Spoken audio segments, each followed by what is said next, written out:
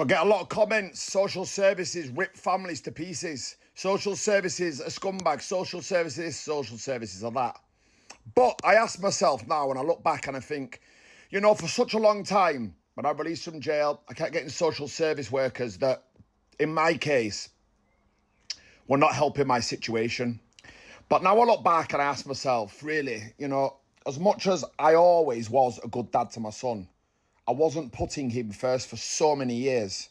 With the prison sentences, with the drug abuse and partying, and with the prolific offending. Now I ask myself and I look back and I think, as an outsider,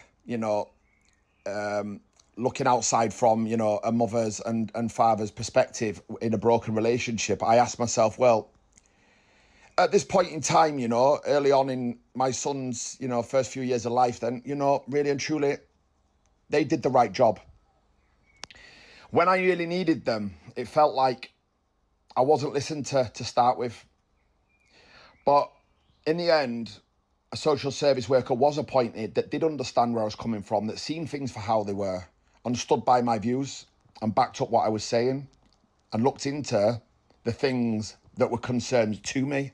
So as much as, people have things to say about social services, my question to the general public would be, without any real fucking reason, without some true concerns, do you generally believe that these social services are ripping families apart, or are they doing what is right by these children?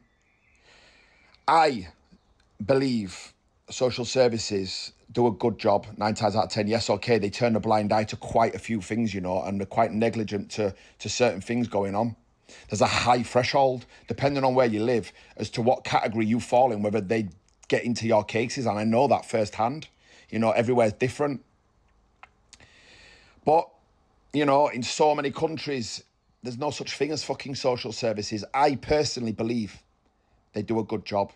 And, maybe I'm just being biased. Maybe I'm just saying that because of my situation where I am today and I have full custody of my child, and they did see my side of the story eventually. I changed my life around to be here today and be, present for my son as a father. I changed my whole life.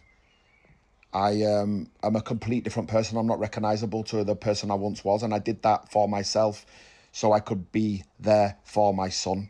I worked on my inner problems and my issues inside my life because I knew if I did that, my son would benefit from it. And here I am today with full custody of my son. He's lived with me for the last year and a half. I am representing Fathers for Justice. I am representing men with mental health.